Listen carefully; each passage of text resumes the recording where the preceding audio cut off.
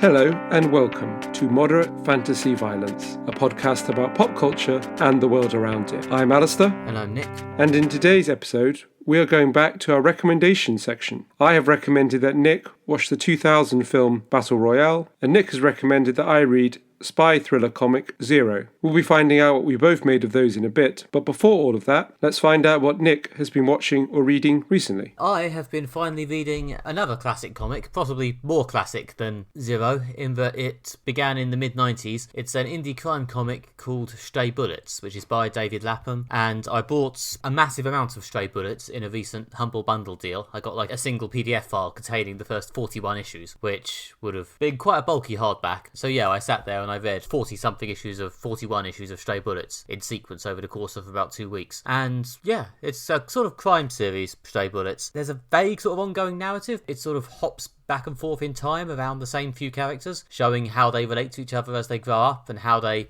drift in and out of each other's lives. There's a sort of main character who seems to be in quite a lot of the arcs, who is called Virginia, who goes through quite a lot in terms of being brought up by abusive parents and then getting abducted and stuff. And yeah, it's a very strange series. It keeps breaking off for random interludes, like a section which is meant to be a sort of space adventure comic or a ninja comic, which turns out to be the Virginia character's imagination. And lots of stuff. There's quite a lot of focus, I guess, on how it's the old thing, which actually is kind of a theme in Zero as well, about him, how being around crime and violence kind of fucks you up from a young age and seems to inevitably lead you back to it in the future in a lot of ways. You know, there's a lot of stuff about, you know, kids who are around like prostitution or assassins when they were young and then end up just getting inexorably dragged back in it, or the sort of shallow stupidity of adults who keep wanting to be better but end up always giving in to their inner weakness. The Wikipedia page, which I opened to find out exactly when it started, says that it deals with the criminal and sometimes tragic misadventures of a large cast of characters. And I'd say that's kind of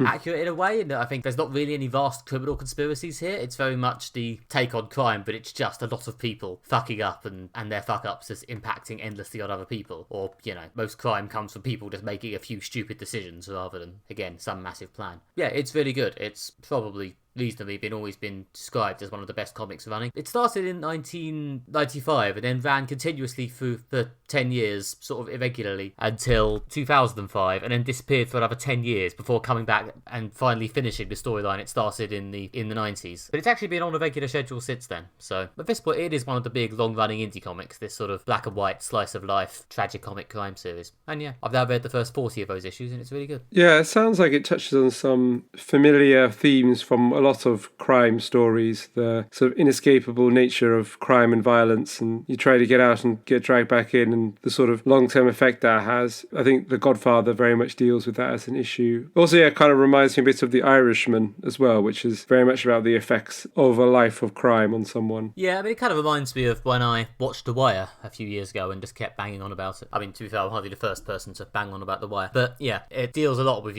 crime as these sort of pockets of people making mistakes and impacting each other, and the way it just sort of ripples outwards from them. The sort of, I guess, combined comedy tragedy of, this man just made a stupid mistake and made one slightly silly decision. But then someone else fired a gun and now someone's dead. And it allows you to sort of whiplash from comedy to tragedy in quite a neat way. And yeah, David Lapham is incredibly good at the comics. Yeah, it has this sort of rigid 8-panel grid for like most pages, sort of 4 up, 2 across, which almost every single page just continuously goes through this grid. And this sort of constant single pace march is quite effective in just communicating the sort of miserable mundanity of it. That reminds me of Fell, which had a strict 3x3 structure, almost strict. I think it always fitted into like kind of a neat square. Occasionally there would be like 3 panels running like across the page, but it was very strict in this kind of 3x3 format that gave it each sort of scene and issue the same sort of rhythm. Yeah, it's very like that. Like a lot of comics will sort of, mess around with the panel tiers a lot between pages and stuff. Like Zero is very flexible in that. We'll get to that later. But yeah, no, Stray Bullets has this very sort of metronomic rhythm to it. And yeah, it's great. It's one of these comics that has been around forever, and you just sort of always hear the name Stray Bullets coming up in conversations about indie comics and never quite get around to reading it, partly because there's just so much of it. But I saw it in this Humble Bundle. I got it along with a load of other Image comics and thought, okay, now is the time to sit down and read at least 40 issues of Stray Bullets. I think, have most of the subsequent 50 issues somewhere in this bundle as well. If not all of it, then quite a lot of it. Is it still going, did you say? According to, again, Wikipedia, he did one 41 issue arc and then an 8 issue arc, and then he's then just finished another 41 issue arc, and he will at some point probably come back with another closed arc. But yeah, he's trying to sort of keep it contained, I think, rather than just have a single ongoing series that runs forever. Yeah, that makes sense. It's surprisingly dense, I guess. Like, he's got this cast of characters who keep rotating in and out, and it's easy to, see the small connections between each person when they appear for a few seconds in someone else's story. And it's sort of like, oh, okay, he's his cousin, or he's living with them, or he's working for them, and it just sort of fills out this whole world. Got like a whole universe of different overlapping stories. Yeah, it's just like superhero comics, only not at all, really. Yeah, I was trying to avoid saying that. But it does sound familiar. It's similar to something you might see from, I don't know, the Marvel Netflix shows when the characters would link up and appear in different people's shows. I've read some novels which are kind of like this, I guess. They sort of focus on a sort of a sprawling group of characters who exist in roughly the same sort of orbit. They interact, yeah. And yeah, the sort of people float in and out. Sometimes you'll see someone from one strand of the story and someone else's strand of the story. And those novels always end up being very long, much like Stray Bullets. So yeah, if you like the idea of a sort of epic crime novel in comic form. Sadly, the Humble Bundle has finished, so this isn't that useful as a commercial announcement, but Stray Bullets is really good. So anyway, that's me.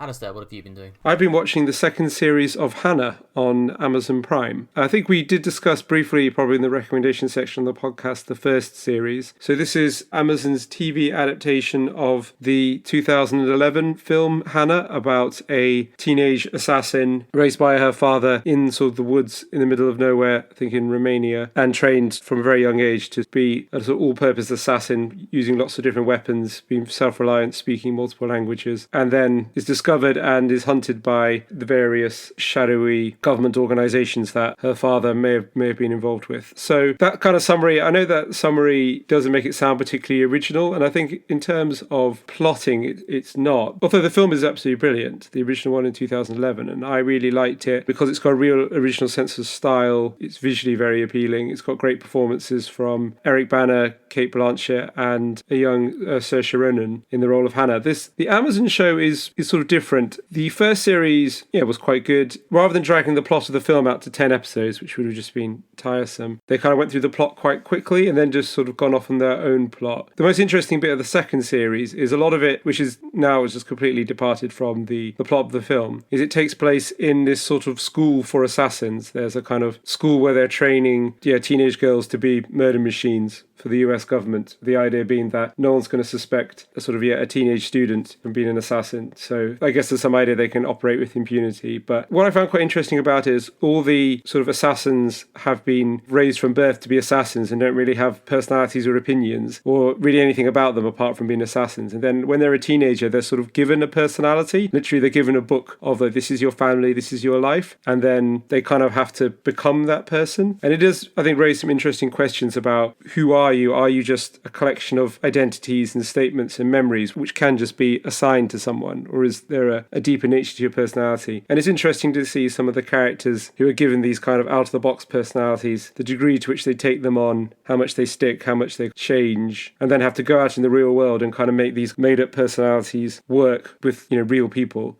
and convince real people that they're actually a person that they only started to be like 6 months ago rather than their whole life. So I thought the show actually weirdly has something probably quite intelligent to say about identity and personality, kind of wrapped up in this sort of fairly generic thriller story. Yeah, the sort of School for Assassins thing, I mean, it reminds me of a lot of things, obviously. Did you ever see that Jennifer Lawrence film, Red Sparrow? No, I didn't. The one that looked very much like it could be a Black Widow film. Well, yeah, there's the Black Widow as well, obviously. Yeah, I did not see that, but that does seem like a similar take on the concept of the school for assassins. Yeah. Yeah, no, I remember you watching the first series of this. I think I've seen a few reviews of the second season, and there seemed to be a suggestion that it was, as you kind of said, doing better and more original things in the second season. Yeah, definitely. I think, this kind of found its own. Like with a lot of these things, there are adaptations, especially adapting something fairly short, like just like a one-off 2-hour film. Now that they've got away from the plot they kind of had and are doing their own thing, it's kind of become a thing in its own right, which is better. I mean, this is what people say about the US Office and, lots of other straight adaptations.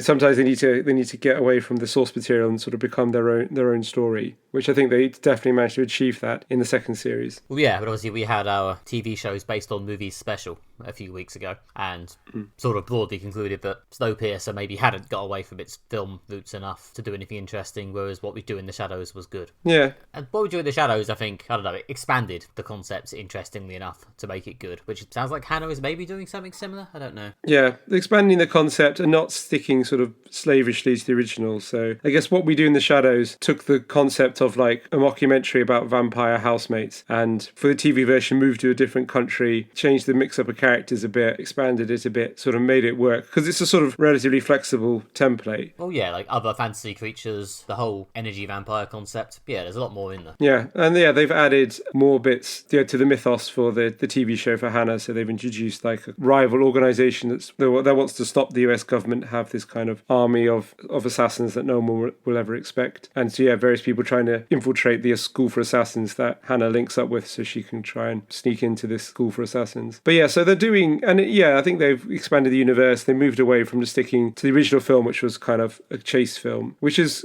really good. And it kind of a 2-hour chase film works really well with a very sort of entertaining, high energy plot and a sort of lot of visual flair. But you can't really sustain that for, I don't think, for like a 8 or 10 episode series, let alone like 2 or more series. So yeah, they've added more characters as well, and so built it out more, which is all these things are kind of made it really stand on its own 2 legs as a TV show. Oh yeah, no one needs to watch a 10-hour chase sequence. That's a bit much even for like Netflix. I mean, I guess Killing Eve is doing the kind of born and raised assassin thing as well, isn't it? Is that having a moment at the moment, or is it just one of these things that's always there? That's an interesting question. Yeah, I think it's probably a trope that surfaces every so often. Maybe something that people are interested in, especially it being women assassins. Oh yeah, I mean obviously I was raised from birth to be an assassin for quite some time. I guess if anything, the twist we seem to have discovered is, and now it's a woman. With all the things we've mentioned: Black Widow, Red Sparrow, Hannah, Killing Eve, probably some other shit. There seems to be quite a lot of these things. I don't know if they're having a moment. I suppose it does tie into lots of things like people's concerns about the government, that the government is secretly mistreating people. It has bad intentions. We all know that our government is doing shady things. We turn a blind eye to it because we kind of trust the government to keep us safe. And there's a degree to what extent should we allow the government to be able to do things covertly to keep us safe? And that's an issue that a lot of spy thrillers and kind of explore. And I think right now, with it going through a period of people being, I don't know, maybe more concerns about their government's power and their government's intentions than they were maybe 10, 20 years ago, that maybe this led to people to focus on the issue of things like assassin-based thrillers. Either that, or all these shows are written by men's rights activists who are increasingly worried that women are rising up to kill them. I mean, I'm sure someone out there is all over that hot take and sharing it all over the internet. Yeah, I should probably stress I myself am very much taking that take sarcastically. Yeah, I don't know. I'm sure it's someone's idea of hell. There's a fancy school somewhere where they train teenage girls to kill people. I'm sure there is somewhere. I'm not going to Google for it live because it sounds like it would go down an increasingly depressing rabbit hole. But I'm sure there is a video somewhere saying all these female assassins on TV are the SJWs trying to train women to kill or something. It's probably best not to think too hard about it. Yeah, well, I mean, there's always someone who's got the worst possible opinion on anything. Today it's just me pretending to have the worst possible opinion. Oh wait, aren't people who pretend to have bad opinions just as bad as the people who actually have the opinions? I think... Shit. Yeah, at this point we're probably guilty of spreading misinformation as much as every other podcast. It's true, lads. Every other podcast is misinformation, including this one. Although, just for the record, in case anyone's loyal listening, I obviously do not actually think the showrunners of any of those things I mentioned are MRAs. Please do not sue me. We don't have that many downloads. There's no money. For God's sake, let's move on. Right.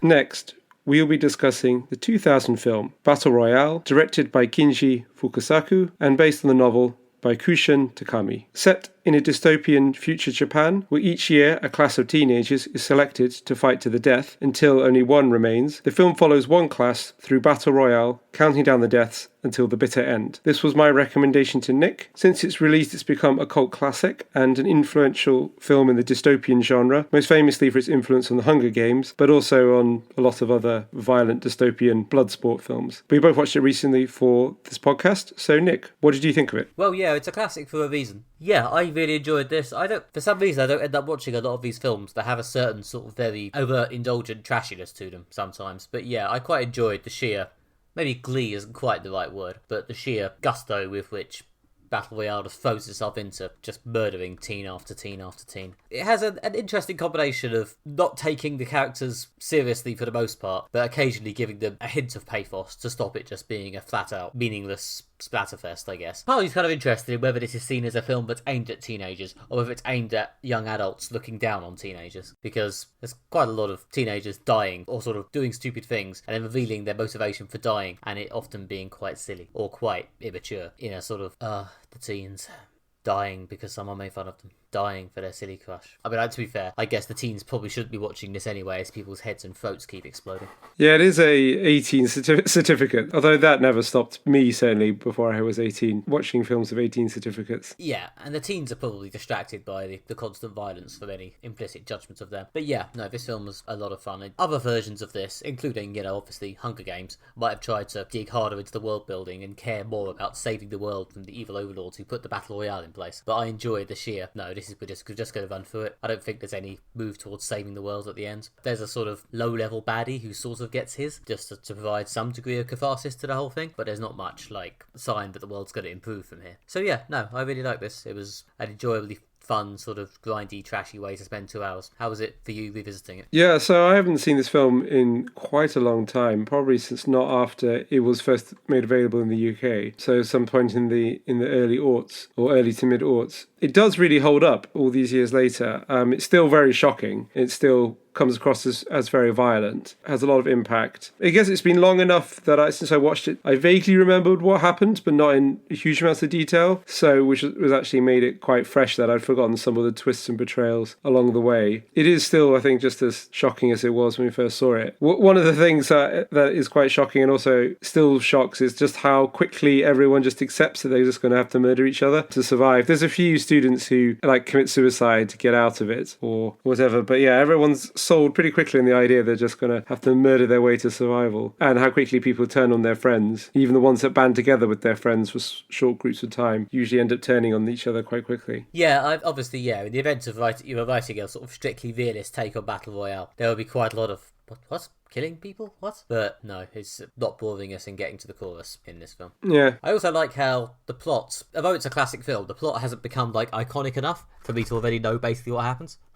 Yeah. So yeah, I didn't know what was going to happen at all. I knew the vague premise, obviously, because that's the iconic part, but I'd have no idea exactly who was going to do what. Yeah, that's the thing. The premise has passed into kind of public knowledge, but the twists along the way haven't. I quite like how the film is just sort of, in some way, a sort of series of ultra-violent sketches or sort of vignettes. Although there is, I guess there's the sort of one or two main characters who are kind of introduced early on, so when on the bus going to what they think is a field trip, and there's a little bit about, a guy and this girl has a crush on him and things like that, and they're kind of the core characters, but a lot of it is just kind of a series of sketches following different characters and things, and then so you'll get a bit maybe of the main plot, but then you'll just get a scene that's just kind of one person encountering someone somewhere on the island and then killing them or being killed so it's just these really little a lot of the film is these little sketches that it just usually end pretty miserably. Well, yeah, there were 40 of them, and obviously they've got to get it down to one because that's the premise. And yeah, I thought maybe it would get a bit grindy watching them kill 35 plus children over the course of this film, but no, it turns out they do have enough different variations on doomed teens to just keep making different scenes in which a few teens encounter each other, and helped by the fact they've got a couple of wild cards thrown in, like extra kids who they've chucked in just because they've known to be murderous. the transfer students, which is, I've totally forgotten about that. There's 2 extra dangerous teenagers thrown in as well. Yeah, there's one who is sort of a traumatized veteran who gets a bit of characterization, and then there's another one who's just a killing machine who vaguely reminds me of a Spike from Buffy, except without the bits where he tells jokes or is vaguely sympathetic. Well, I guess maybe, yeah, he's meant just this sort of wide-eyed, fixed, Victus grinned lunatic who just walks around mowing people down with an Uzi. He's the kid who volunteered to be in Battle Royale, which I suppose is also picked up in the Hunger Games, but it's why would you volunteer for this unless you were a total psychopath? Or trying to save your sister. Yeah, well, I guess we never really find out much about the transfer kids, apart from the other one that does get a bit of backstory, so maybe he has actually had some noble reason to doing what he did, although he did kill a lot of people. He definitely has a sort of look of grim, steely, regretful, I'm doing this because I must about him, does he? He does mostly just look like he very much wants to Uzi the shit out of people. Yeah. On the spectrum of, likeable teens to dislikable teens, he's very much at the dislikable end. But yeah, a lot of them are, as you say, the film is mostly vignettes, so it's mostly just characters who come in and have a little bit and then die, probably. So yeah, a lot of them are quite fiddly characterised, but the sketches are quite sort of nicely drawn to give you this sort of sense of growing doom as they march closer to their death. And it's always, occasionally touching, mostly funny. There are some great little vignettes I really enjoyed watching again, like the whole section, the lighthouse, I thought is very good. Yeah, that was one of the best bits. For some reason, there was the bit where the kid running along in her tracksuit, which was slightly strange, and I quite enjoyed that whole little bit as well. Yeah. That sort of runs from silly to almost touching and then back to silly again in a nice sort of rhythm. But yeah, the lighthouse bit is probably the most solidly, enjoyably ridiculous part of the film, I think. Yeah, it kind of goes quite quickly from people working together to people turning on each other. Yeah, a load of them die very quickly, and the last one goes down at the end, going, all we had to do was not shoot each other. Or something. So, yeah. Yeah, yep. That's correct, yes. That is what happened, yeah. Yeah, no, it was really entertaining. There was one vignette which didn't quite land for me, which was the kids doing hacking and building bombs. I thought was a bit, yeah. You're not really entertaining me in any tangible way. You're probably all going to die. Yeah, I'd forgotten about that part, probably because it's not like, it doesn't have the impact that, say, the lighthouse does. I guess they're the teens who think that they can beat the system, because their plan is, I think, is to attack the organisers. That's why they're building bombs, to attack the organisers and see if they can escape, I think. They are the only people who sort of reject the premise that you have to kill everyone else to survive. But it isn't the most gripping part of the story. Yeah, I don't know, you could have made a bit more of that and, played up their sort of, their arrogant hubris that they can, take on and beat the Battle Royale system, but instead they just plod through it in a slightly dull way. So yeah, that wasn't the best part, but, they're quite short vignettes. That's about 5 minutes in the whole film.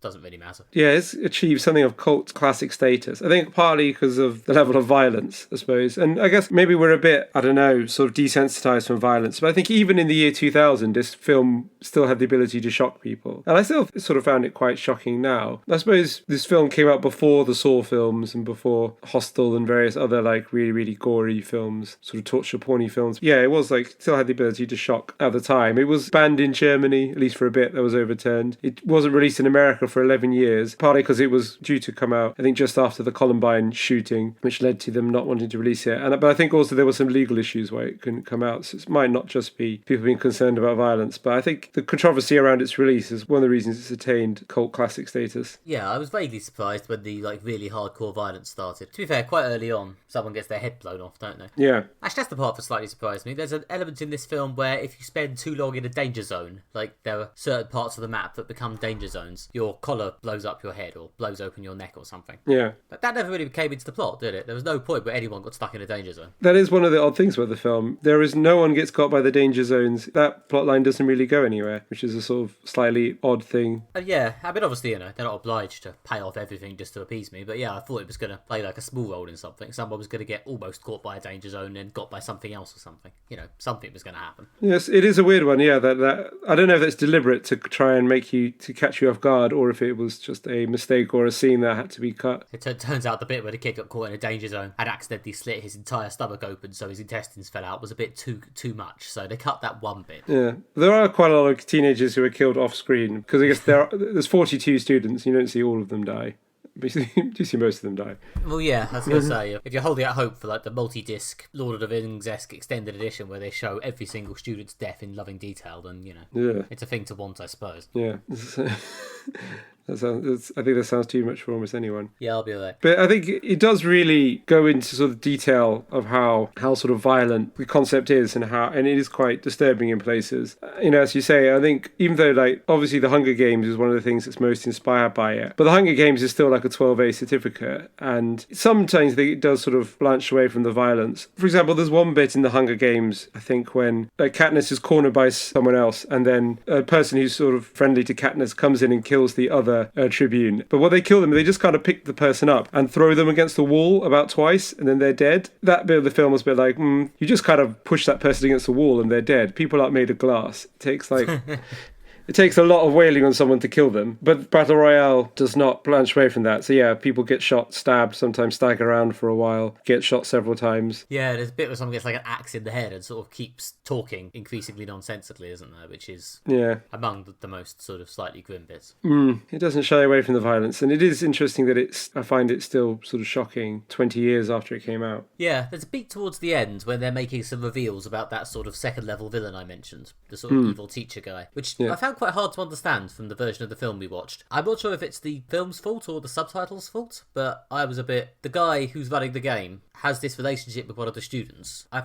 was a bit confused about how that relationship was explained. It's like, is this a paedophile thing? There was a few flashbacks, but I don't think it went into much detail. I do know there is an extended special edition that has some longer flashbacks, but I don't know if it explains that in more detail. But yeah, there is a connection between the tutor and, I guess, the main female protagonist of the film. To make the whole thing even weirder, the actor who plays the teacher is Takeshi Kato, obviously better known for Takeshi's Castle, which is a very different type of entertainment. Yeah. I think that's one of the reasons why it's attained cult status, is that it's got Takeshi in it. I did not fully follow that plot twist yourself, yeah. I read Wikipedia. Apparently I'm all about Wikipedia this episode. There's an explanation of it on there, which may well be taken from the extended edition, I don't know. Which does make a bit more sense, up to a point. Up to the same degree that any of this makes sense than the version presented in the film. So I don't know if it's the subtitles or if the version in the shorter edit is just a bit incomprehensible. But yeah, a couple of odd moves towards the end there. It might be a subtitle thing. One thing I have noticed, been watching quite a lot of subtitled things recently, is that obviously there's an issue that with language is that you could take more words or fewer words to say the same thing in a different language. So sometimes if it's something that can be expressed in a few words in the language they spoke on the TV, but takes more words to express in English, obviously the subtitles have to cover the same amount of spoken dialogue, if that makes sense. So sometimes if it's something that subtitles can flash by quite quickly because they've got to keep pace with what's been said, but obviously you might have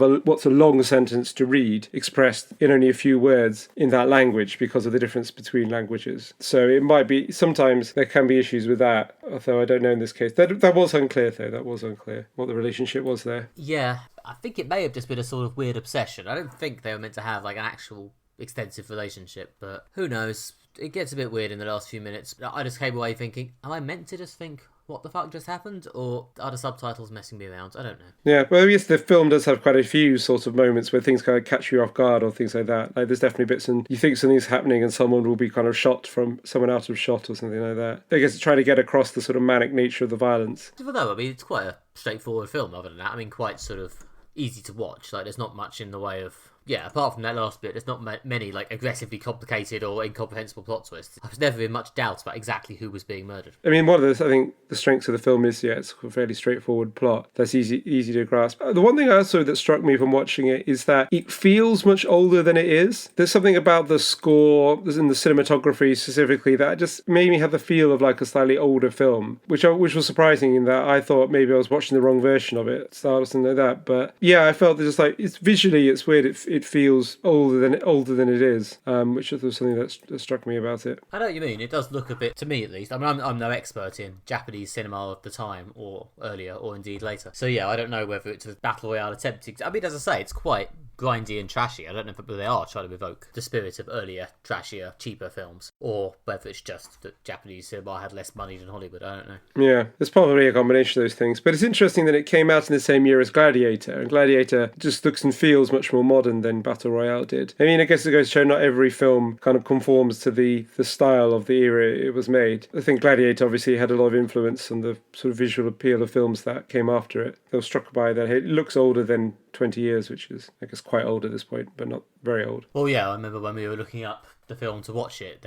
I think you thought it was older and were surprised by the fact it had the release dates of the early 2000s rather than 10 years earlier or something. Yeah, I think that's because I remember, I remember the visual style not feeling very early aughts, but that's because it's not, even though it was made then. Yeah, and also unhelpfully, the page had said Battle Royale is back, and I thought, is this the sequel? Because there is a sequel which is not really worth watching, because the sequel is quite confusing, I seem to remember. The plot was a bit all over the place and just didn't have, I guess, the kind of raw impact the original had. I was concerned that it was some kind of weird sequel, is what I'd found, because it said Battle Royale is back, but I assume probably back from being not distributed in lots of places is what they meant. Yeah, part of me's honestly surprised there isn't an American remake, but I guess they figured that the main appeal of the film is the brutal murder of children, and they don't want to make an American brutal children murder film, unless it's, aggressively sci-fi fantasy like Hunger Games is. Well, in the scramble for streaming platforms to remake absolutely everything, probably Battle Royale's on the list of things to do. It's true. Now that TV and stuff can do whatever they want, maybe there's time for Netflix to throw a few million at an expensive remake of Battle Royale over the course of a lengthy miniseries, one episode per dead kid. Oh, you heard it here first if they do it. Please do not do it. That's all my notes. Me too. Being a bit bitchy towards Netflix this episode, but never mind. Fair enough. Well, we've been very nice about them in the past. I'll come for them next week with Umbrella Academy.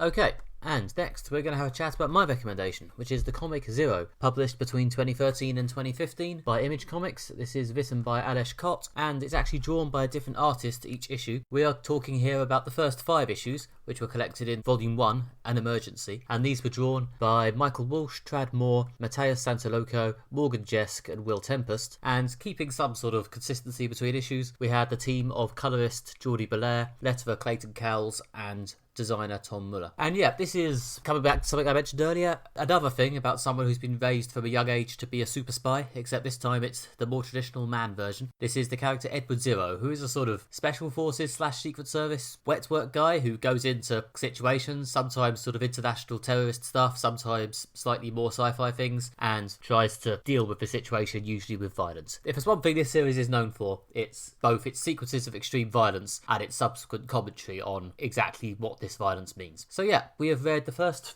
Well, we were prescribed for the podcast to read the first of the 4 volumes. I'll be honest, I then went on a binge and reread the entire series because I just really like this comic, but I will attempt not to spoil the 2nd, 3rd and 4th volumes for Alastair. So, what did you think of it? Yeah, I thought it was really good. Definitely a good recommendation. It worked well alongside Battle Royale being like another violent thriller, so we're certainly thematically aligned in that regards. What I liked about this a lot is that how it kind of meshed different genres together. It's primarily a spy comic. Some bits are more sort of the intrigue of spying, some bits are more straight up sort of action, but also there's bits of science fiction as well. There's a chapter or issue that revolves around this portal that seems to connect, I think, somewhere in China to Canada, which is, it's definitely a level of sort of tech you don't even get in like sort of a James Bond film or something like that. So that was an interesting sort of sci-fi bit. And there's also a plot line involving human beings who've been sort of artificially enhanced to have, you know, sort of increased strength and durability, resistance. So I like how it sort of weaved in sci-fi stuff along with the spying and the sort of action side, which was interesting. Yeah, I mean, as I said, I read the first 4 volumes, and by the end it's gone pretty batshit. But yeah, this one, it's mostly super spy thing intermingled with a bit of sci-fi and this sort of contemplative edge. I think especially by the end of this volume, I think issue 5 of this is a lot more quiet and contemplative. Yeah, well, that's because issue 4 is one of the more sort of high-octane ones that's kind of got sort of a violent confrontation and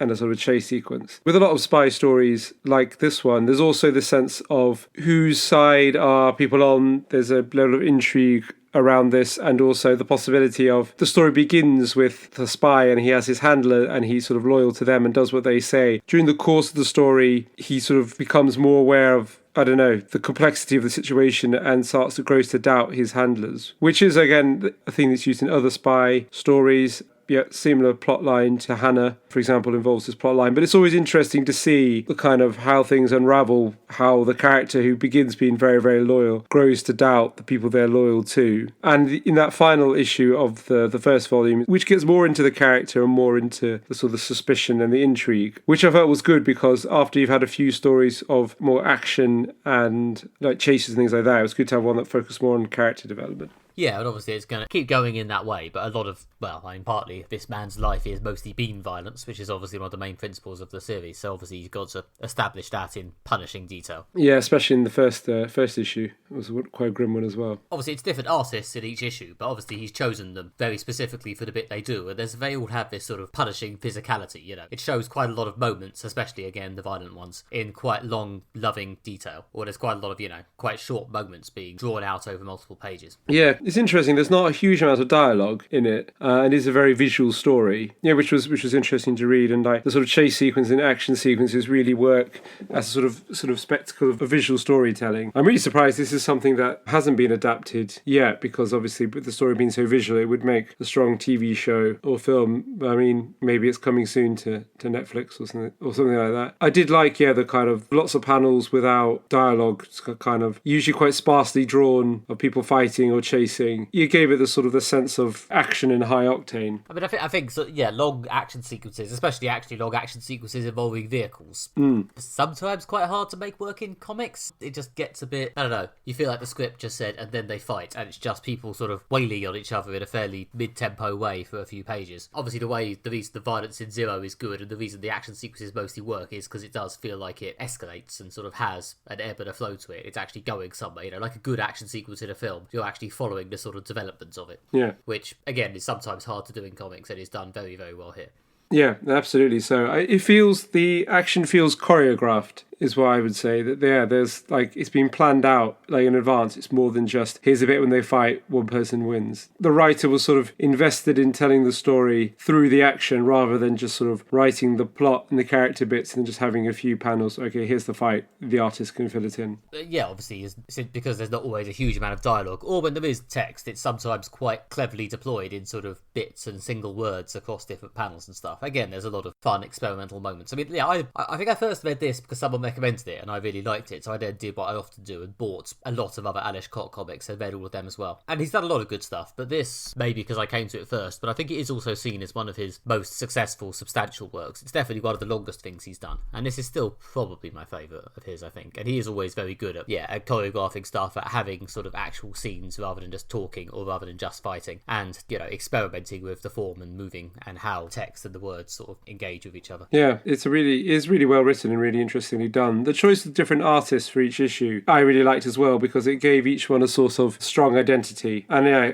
also because it sort of moved from place to place as well. Like the first one is set in Gaza. The second one has a bit that's set in Northern Ireland. There's one that's set in Brazil. There are a few that are set in sort of America. Because it was kind of different location for different places, it gave each one like a distinct identity as a location as well as in the story, which worked really well. Yeah, I really enjoyed the Northern Ireland issue. It's quite, I don't know, quite slight in a way. Like a lot of them, it's set over quite a small period of time, and in terms of number of things that happen, not that many things actually happen, but I think it's really well done. Yeah, it's got quite an interesting non-linear story that flashes back and kind of fills out the characterization a bit more. Like a lot of spy stories, there's a sort of mystery around the identity of the main spy, the protagonist, and what he's been sort of trained as a spy sort of assassin from a very young age. So there's a mystery around the identity of his parents, you know, sort of how he came to be like this. And obviously he's raised in a sort of school for assassins, so yeah, which was thematically appropriate for watching Hannah at the same time. The two went together very well. There was also some of the missions I felt had a sort of flair of the James Bond to them, which was done very well. Like the one that takes place in China at a sort of, it was like a funding circle for terrorists, which is quite an interesting idea, which is where the portal is discovered. There was something that struck me as sort of quite James Bond about that. Yeah, the lead character reclining with a drink and making flirty banter with one of his colleagues. Yeah, whilst trying to infiltrate a villainous thing, but not this is a very classy, sophisticated villainous organisation, which requires a sort of classy, sophisticated gent to infiltrate. Yeah, which is obviously, I guess, another thing for Alish Cott to sort of underline that, you know, this is all just a veneer of civilization and it's all actually just as ugly as the rest of it.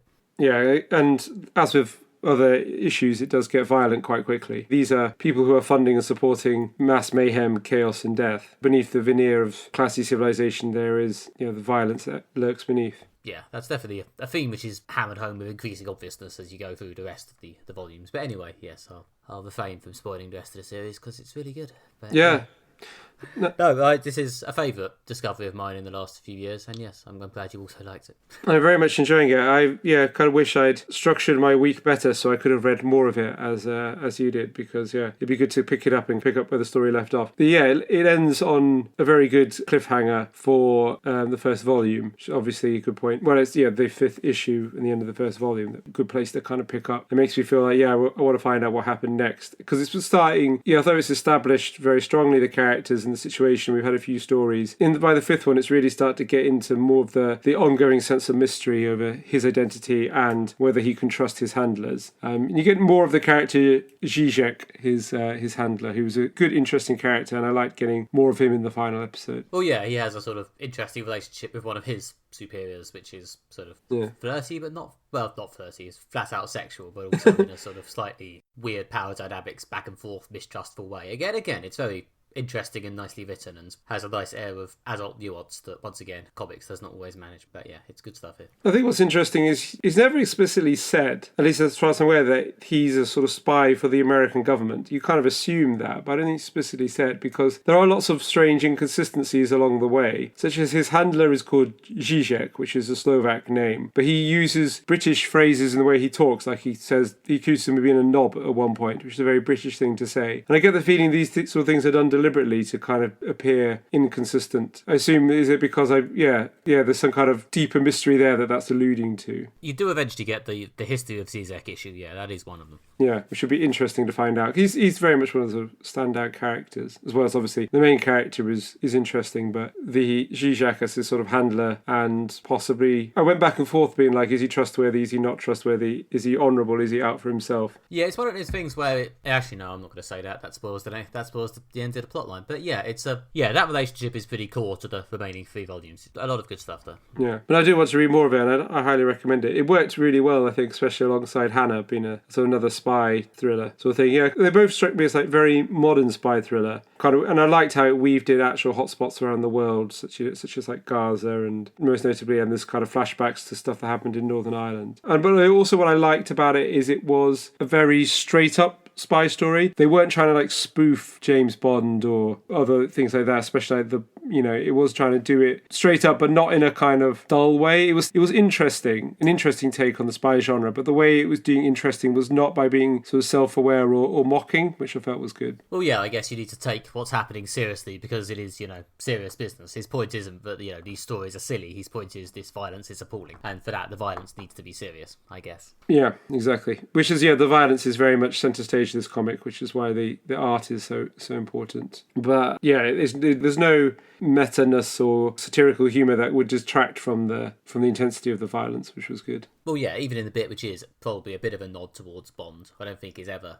becomes too waving a flag, hey, we're doing this about it. Yeah, but I think it's very difficult to do a spy thing without, on some level, paying homage to James Bond. It's either have to get as far away from Bond as possible, or pay homage to it in some way, which I think this film did. Really, it's a very cinematic storytelling going on in this comic. Yeah, which was, like I say, it's a very visual story. And also, I think the spy genre, as this is a spy story, I think it owes a lot to spy films, like Bond and things like that. And and Hannah and things like that, it's riffing off. It's not really riffing on things like, spy novels, like, Tinker Tailor Soldier Spy or Jean le Carré novels or Robert Ludlum novels. It's not really going there. It's more going in the film direction. But it does it very well. But I liked it that it did it in this sort of straight up, non-ironic way. Yeah. Should read the other volumes. How many volumes are there in total? Just 4. So I've got a quarter of the way through. So that's supposed to be equivalent of like the first series of a 4-series arc. Yeah, okay. I'm glad we both liked each other's recommendations this time. Spare us that moment of awkwardness. Yep. Another successful recommendations round. Cool. Good news. We'll see you again for more of these next time there's nothing new out.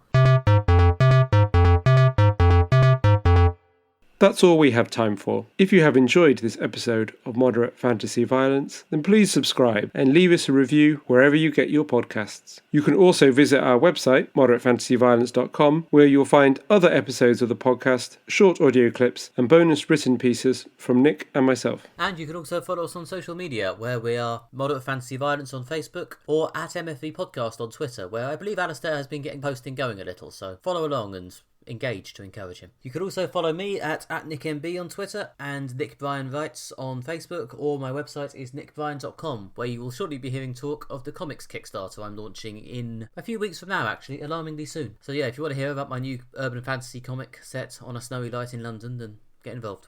I've been Alastair Ball, and you can follow me on Twitter at AlastairJRBall, and you can find more of my writing at redtrainblog.com. Thanks for listening. Next time, we will be reviewing the second series of Umbrella Academy. Until then, see you next time. Goodbye. Bye.